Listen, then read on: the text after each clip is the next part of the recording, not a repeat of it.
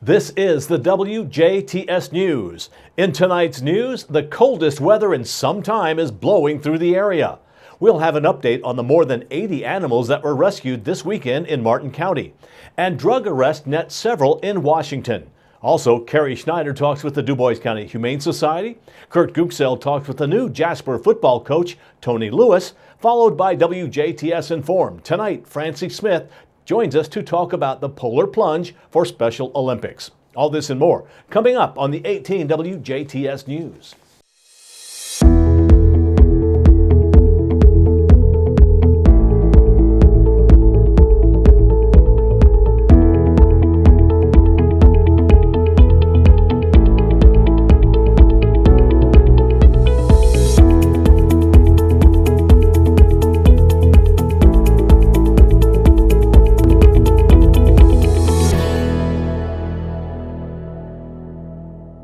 Good evening, I'm Bill Potter with the WJTS News.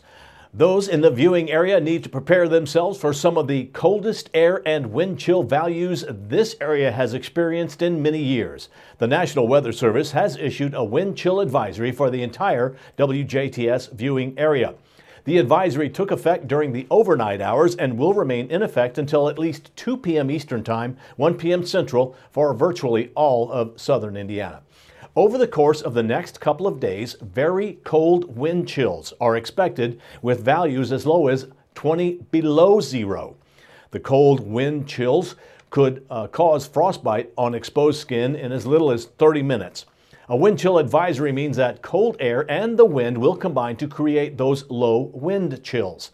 Frostbite and hypothermia can occur if precautions are not taken, so make sure you, like your mom said, wear a hat and gloves. Residents need to prepare themselves for extreme cold by checking on elderly friends, family, and neighbors. Bring pets indoors or have warm shelter and unfrozen water. Run water at a trickle to prevent frozen pipes. Do not use a stove or oven to heat your home. Place space heaters on a hard, level surface. Keep anything flammable at least 3 feet away.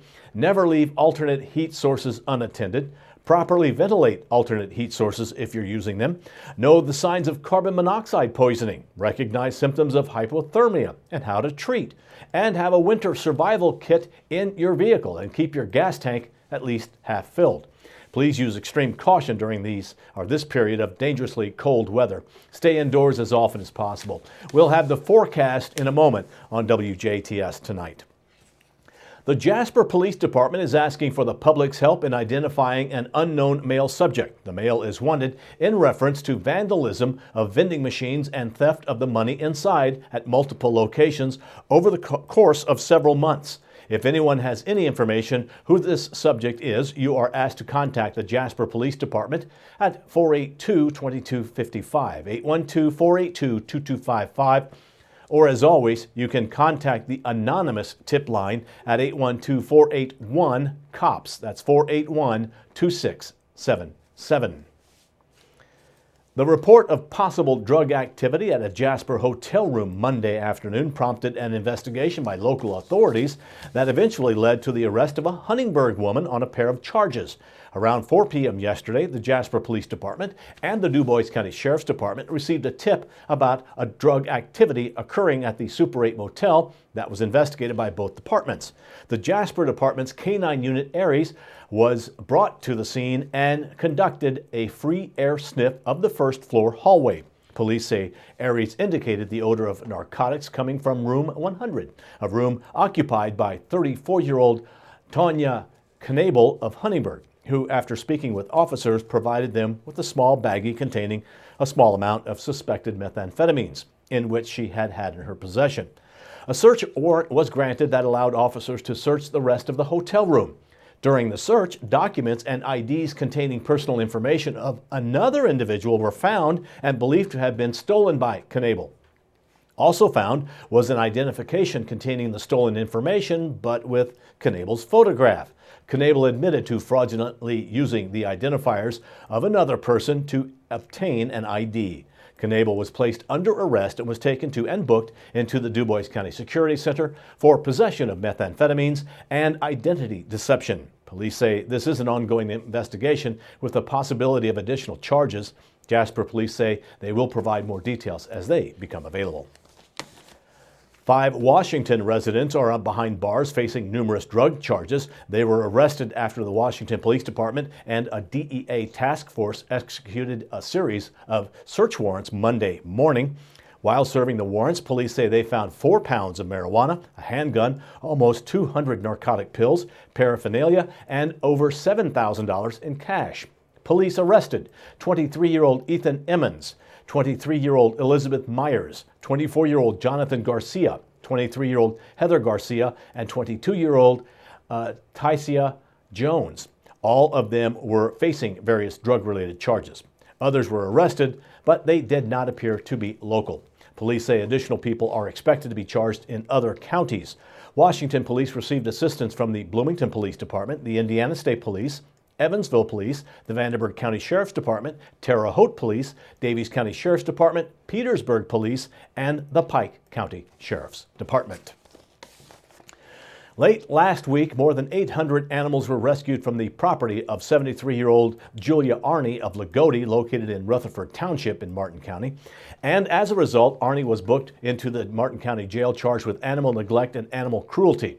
Now, the efforts to bring these animals back on the road to recovery is underway. Last Thursday, a Martin County Animal Control officer responded to a tip that led to a warrant to search the property. A post Monday on the Martin County Humane Society's Facebook page provided an update on the puppy mill case. They say 72 dogs, 11 horses, and 2 donkeys have been removed from the Arney property. They said there's still 1 dog and 2 cats at large running around the property, and we're working to live trap them. They say everyone else is out of there, warm and safe. The Humane Society says they have received hundreds of requests to adopt the puppy mill dogs and have transferred out all of the small breed dogs to other rescues, and will post when those dogs are ready.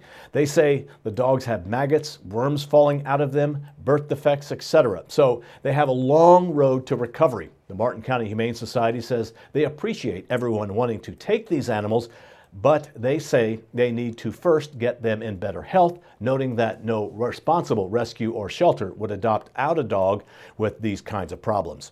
Monetary donations are being requested to help with the expense to provide care for those animals. If you would like to make a donation or more information, check out their Facebook page.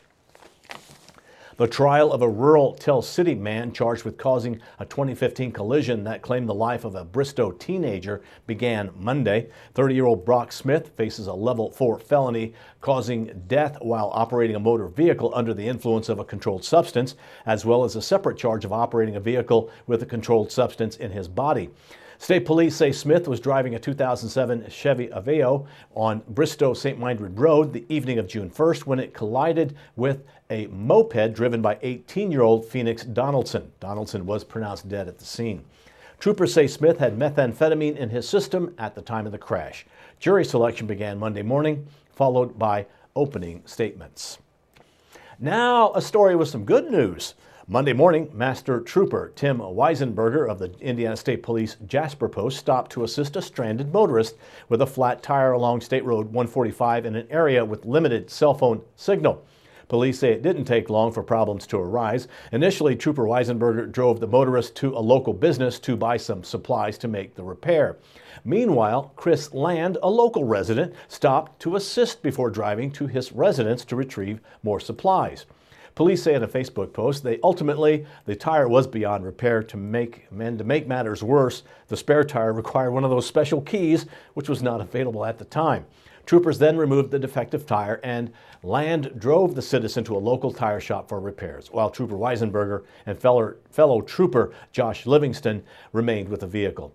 As if being stranded alongside the road isn't bad enough, changing a heavy truck tire in the cold is not how anyone wants to start their morning. The Indiana State Police commends Mr. Land for stopping to help a complete stranger and the troopers. Indiana State Police Jasper District Commander Lieutenant Jason Allen called it another great example of how blessed we are to have so many members of the public willing to help troopers.